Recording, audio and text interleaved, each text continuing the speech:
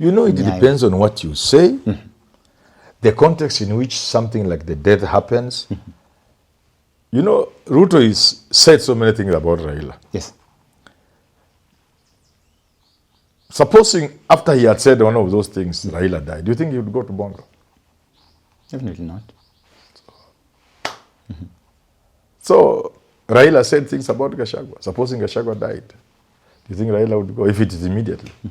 Does not matter how courageous you are. Some things happen and you are caught up with your pants down and in a very awkward position, and you just have to accept that it's hard for you. Even when Kalonzo went to Raila'S occasion, that was a serious occasion, a serious opportunity. He should have been prepared. He wasn't prepared. He squandered the opportunity. Nobody remembers Kalonzo was there. Some of us fought for him to be recognized. Yeah, you remember? About Nyayo, we were very unhappy that Kalonzo, who was sacrificed for Raila, a leader in his own right, can be ignored during Raila's service. We said that was wrong. And somehow, even if it was an afterthought, he was given a chance in Bondo. He squandered it. And I want to advise our leaders, going forward, create less time for sycophants, people who sing what you want to hear. Push them aside for the time being until you achieve your aim in 2027. For the time being, create room for intelligent men and women to be around you.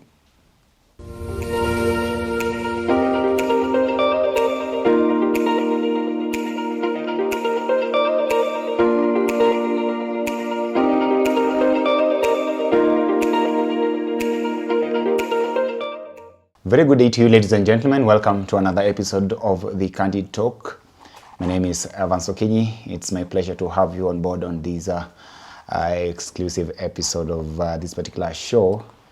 It's been a while, almost 1 week since the last time that I was here. Well, things happened and I've been on the ground witnessing everything that was happening with regards to the passing of Honorable Raila Odinga, the former Prime Minister, and as well as his sending off. Finally, we're back here ready to continue with life after Raila Amolo Odinga. Definitely things are taking a different turns with regards to what is taking place in the political scene and the political space of this country. We too have to adjust how we analyze and look at everything. The compass definitely has to change, but life has to continue. We pray that God will give us another person. I'm here with Professor Herman Manyora. Prof, how are you? Good.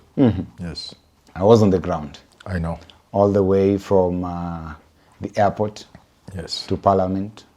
Though I did not make it to Kasarani because of the fracas that I feared would actually be happening. You could have died. You see, I'm a young man right now. It's good you didn't die. It's good I didn't die there. Okay. But then when he was taken for the state funeral session at Nyayo Stadium, I was there as well. Yes. Managed to see everything. And you are in Bondo? Yes, and then finally made it to Bondo.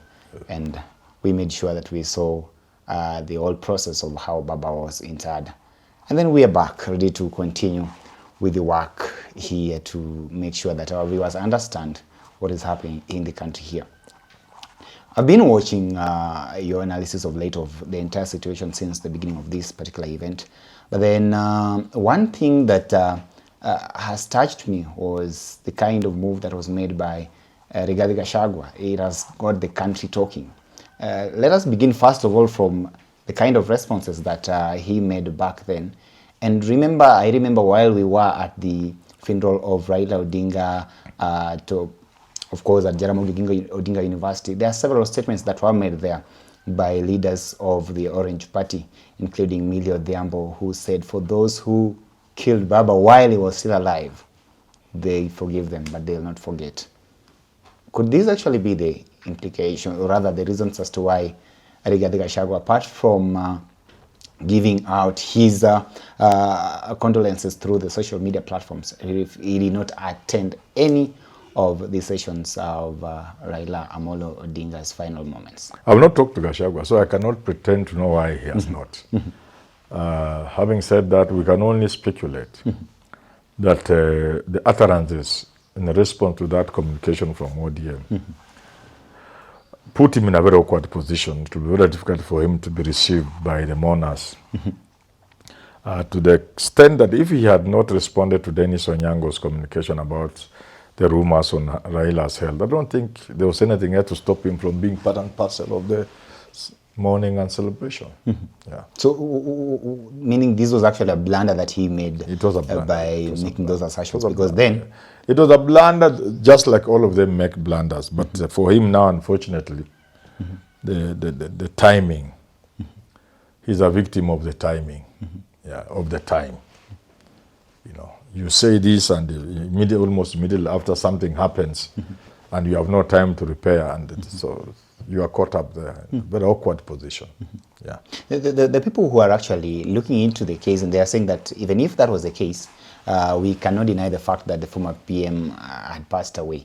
But there was even that particular chance to view the body in Parliament before the... You know, it depends on what you say, the context in which something like the death happens. You know, Ruto is said so many things about Raila. Yes. Supposing after he had said one of those things, Raila died, do you think he would go to Bondo? Definitely not. So Raila said things about Gachagua. Supposing Gachagua died, do you think Raila would go if it is immediately? Does not matter how courageous you are. Some things happen and you are caught up with your pants down and in a very awkward position, and you just have to accept that it's hard for you.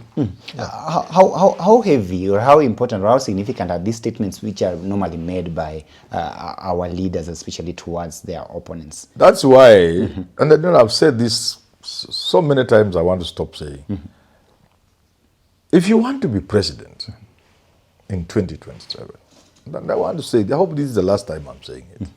If you want to be president in 2027, 2027 is too near for you to be careless with what you say. Everything you say must be measured. You must ask questions before you say anything or do anything.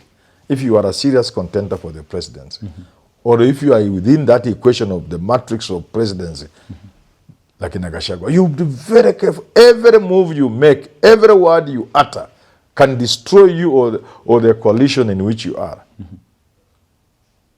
I don't know how long I'll say it. In fact, I have demonstrated, I've said, dramatized the whole explanation.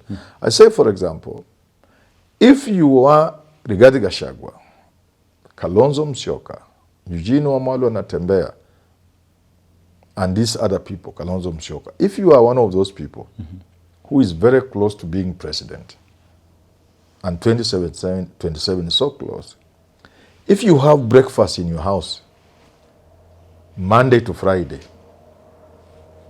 first of the month to the last day of the month, because you are such a nice family man with your children and wife or your husband or whatever it is, only you cannot be president of the country.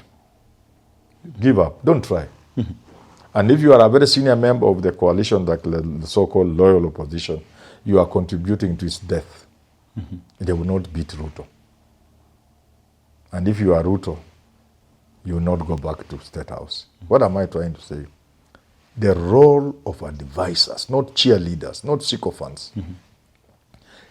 Almost every breakfast meeting, if you are a Gachagua, you must be having with the people who are picking things, what is in the air, what is happening, what is this Raila illness, what are these people, what is like, and quickly some of them, someone tells you, look, don't react to this letter, this communication.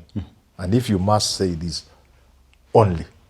In other words, there are people who are scanning the political environment for you and discussing and avoiding pitfalls and dangers.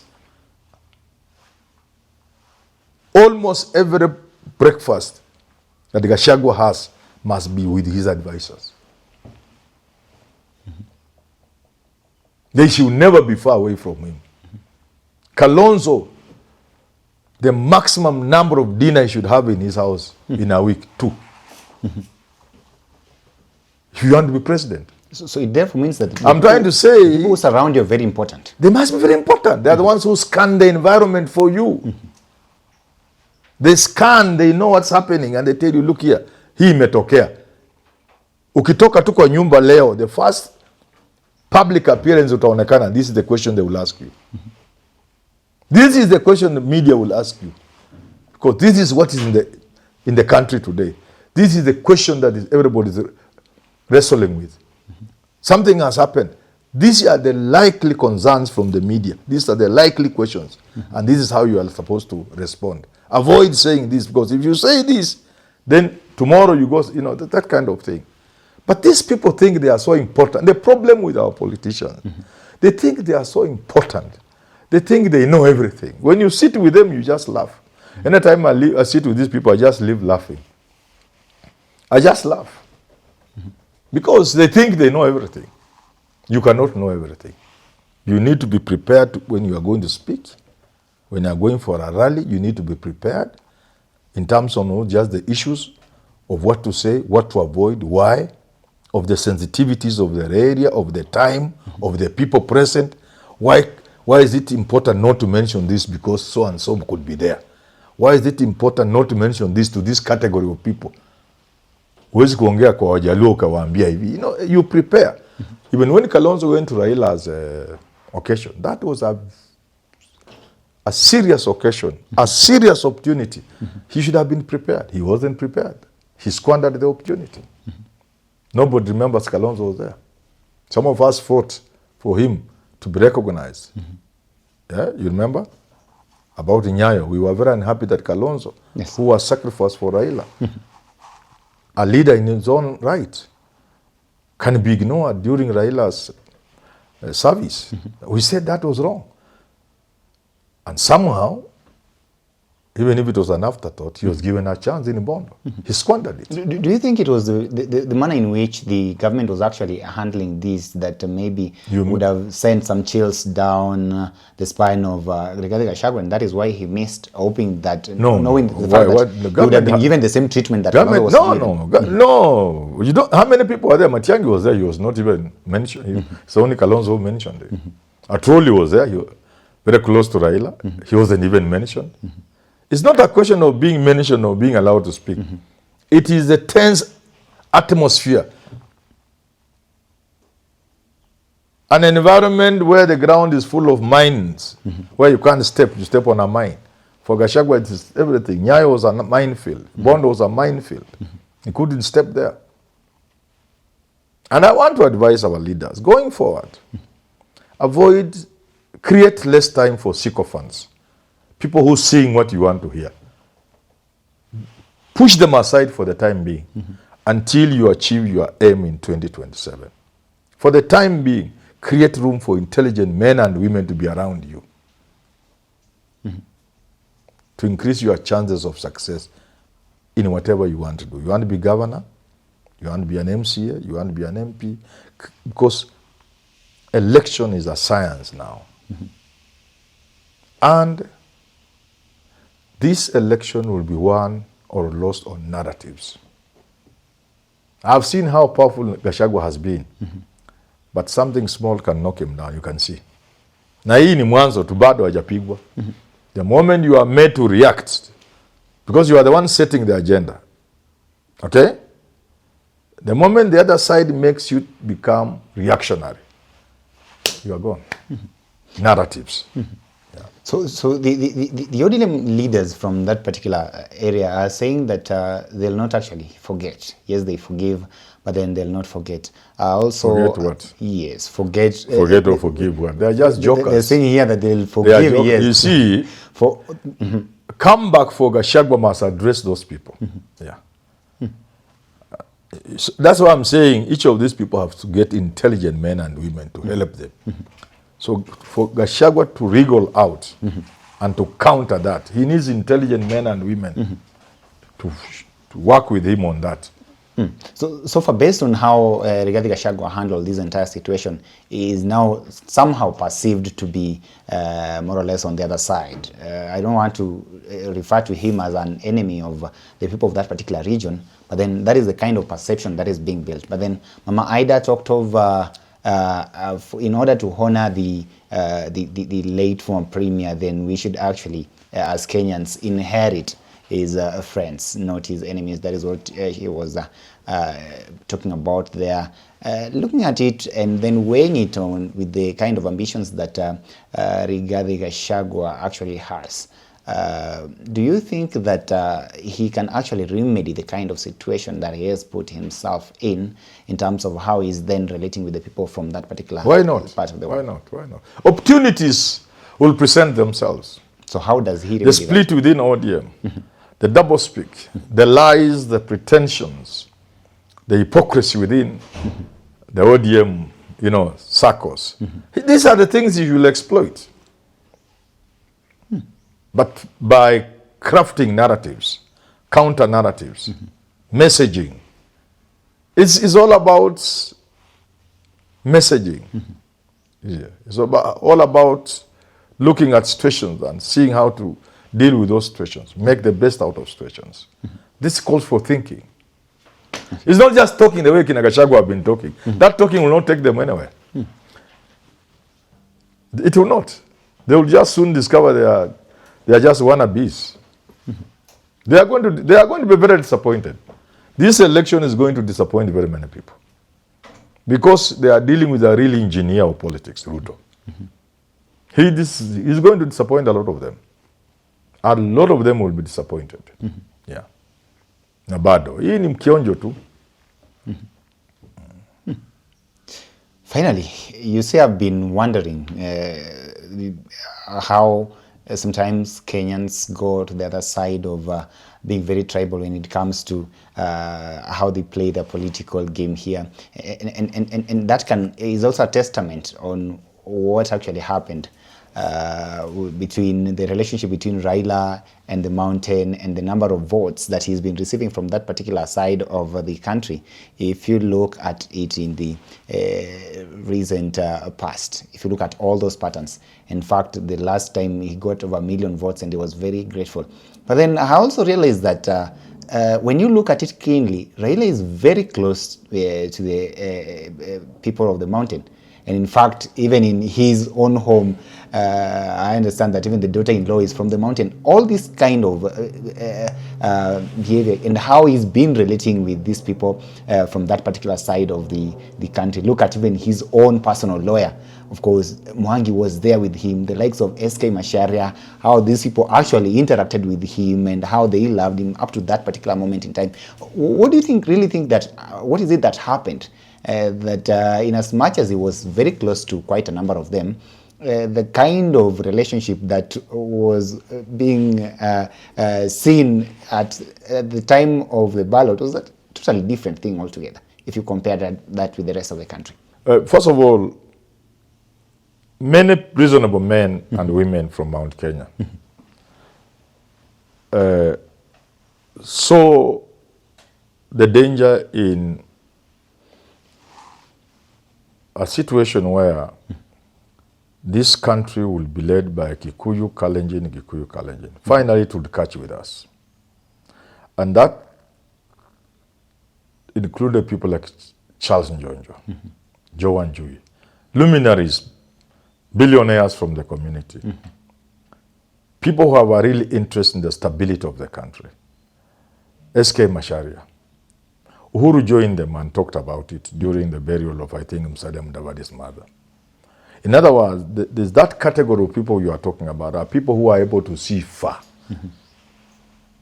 Say, look here, no country has ever survived if one group or two groups in a multiracial or multi-religious, multicultural, multi-ethnic society or country ruled the country to the exclusion of others. It's not sustainable. So that's a very intelligent way of looking at things. So those are people who applied their mind to the situation and said, no, it is dangerous for the country, and more so for the community.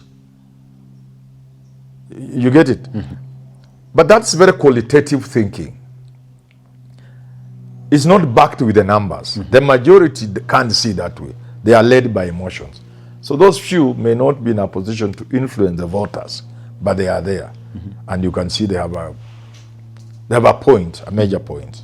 What was responsible for this emotional drive among the majority? You see now, our country is tribal. The Kikuyu and the Luo have a long history of working together, but a much longer history of fighting each other. They have turned each other into each other's enemy.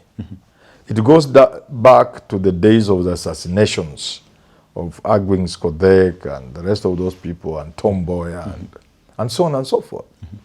And of the differences between Jaramogi Oginga Odinga and his bosom friend, Jomo Kenyatta. So we've carried on those differences. And that's what BBI was trying to cure.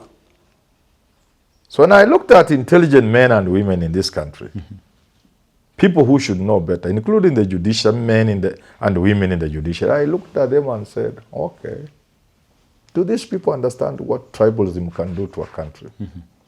Do these people know the problems of this country can be reduced to two communities, the Luo and the Kikuyu?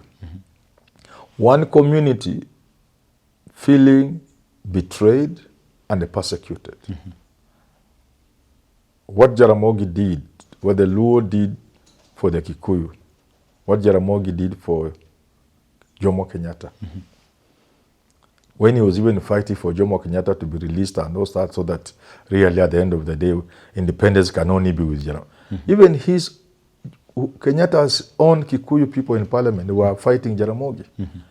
So they feel betrayed and persecuted, and they are paid dearly, which is true.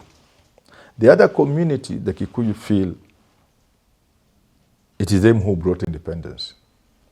So it's a sense of entitlement. So unless you deal with this sense of entitlement, vis-a-vis sense of betrayal and persecution, you cannot solve the problems of this country. And that's what BBI was trying to do. With all its faults, that's what we... So when I saw intelligent people, I would listen and say, okay, fine. Let's travel that path that these people in the judiciary and elsewhere in the intelligentsia, scholars, what have you, the path you want us to travel until we hit our head on the wall. Then we say Raila and Uhuru had they were seeing where we were headed.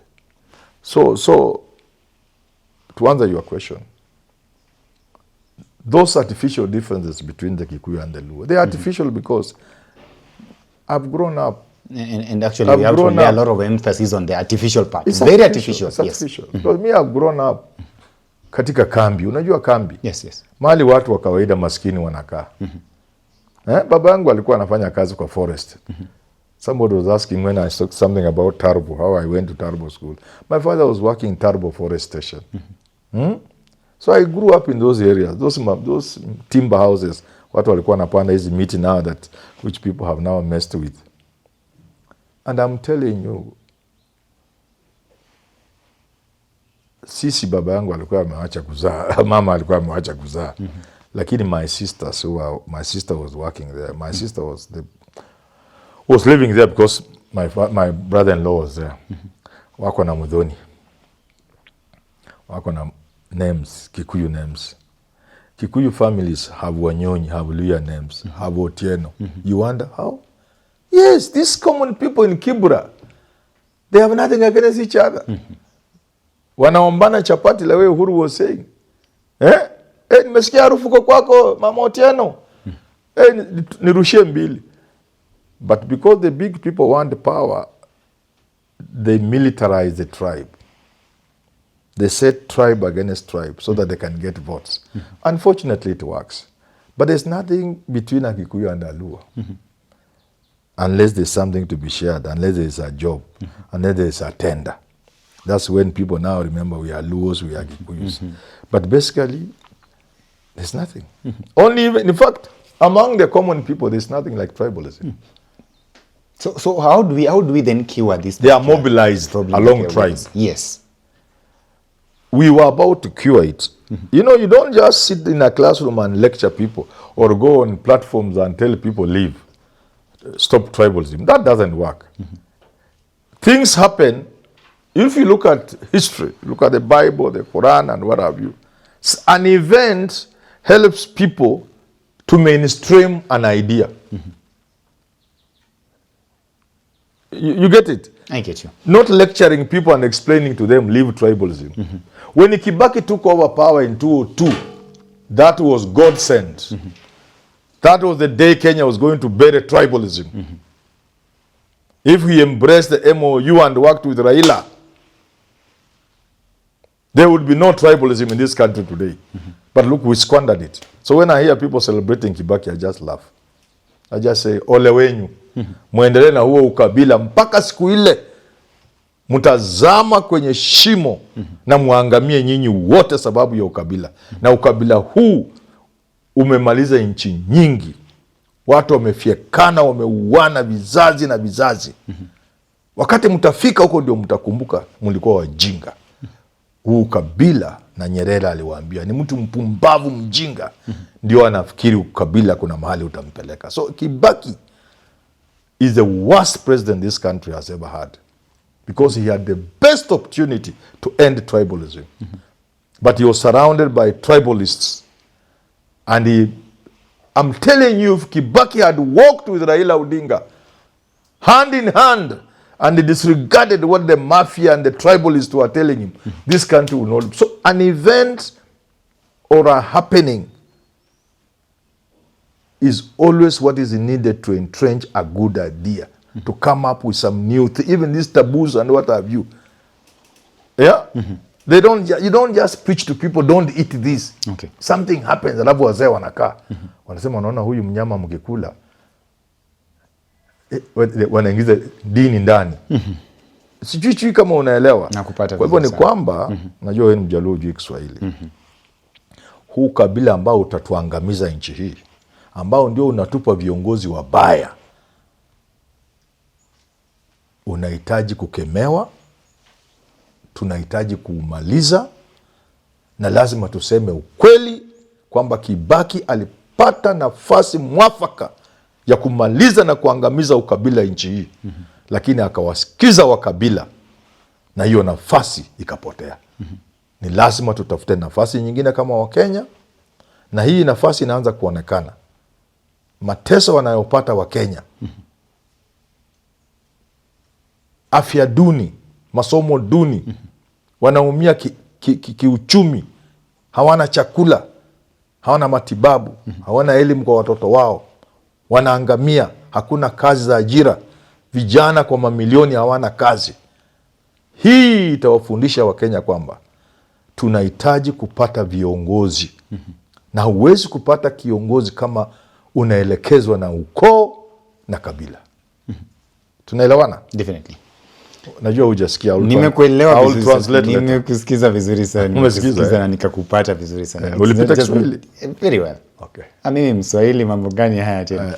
So definitely we do hope that we are not going to witness a situation whereby the Nyanza region will actually be hostile to Rigathi Gachagua. If they should not be hostile to Rigathi Gachagua, they should be hostile to his ideas. Definitely. If they are wrong. Yes, definitely. If what Gachagua stands for is wrong, the people of Nyanza, just like other people in this country, should refuse. But they should not reject Gachagua or Kalonzo because Kalonzo or Gachagua are not Luos. Yes. That has brought us where we are. We are where we are because we have been led by tribe and the clan, instead of ideals, instead of character, instead of content, instead of what somebody stands for. Yes. It is time for the people of this country to make decisions not on the basis of tribe or color, and not on the basis of gender, not on the basis of anything other than to quote what is this? Martin Luther King. The content of your character, who you are, what you stand for, what you can do, and not what language you speak, what name you carry, what surname, no.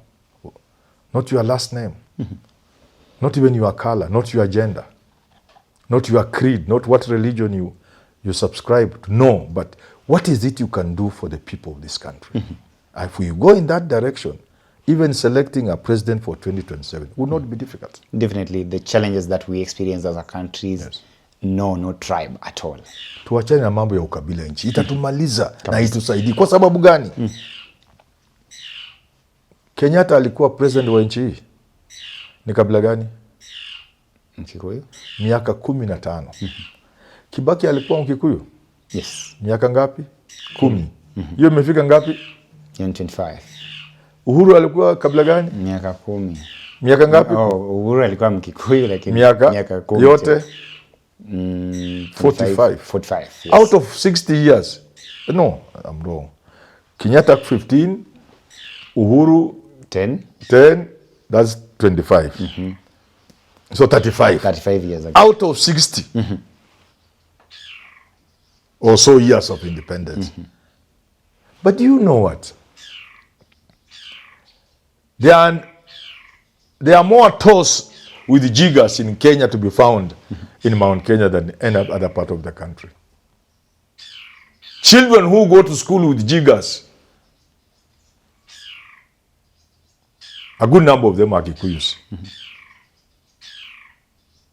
Moi was president for 24 good years. Yes. 24 straight years. 2.5 decades almost. 24 straight years. Not to mention that he had been vice president for 12 years. Not to mention he had been in parliament from around 50s, around the time I was born. Do you know what? During famine, do you see the things people eat? We don't want to mention them because we don't know what time this show will go. Somebody could be having their dinner. Tumeona vitu watu wanakula huko Baringo. Sini Baringo watu wanauana kama wanyama, like as if people are living in the 16th century, where men are butchering each other as if we are in the 14th century. Ama ni uongo? Sini Baringo, sini North Rift, sinuko watu wanakufa na njaa. Usikie njaa mpaka ukufe, sio ugonjeke. You feel hungry until you die. That's Baringo. Moi was president for 24 years. And you stand up and talk to me about tribalism? It's time for Kenyans to discard this outdated thing of tribe.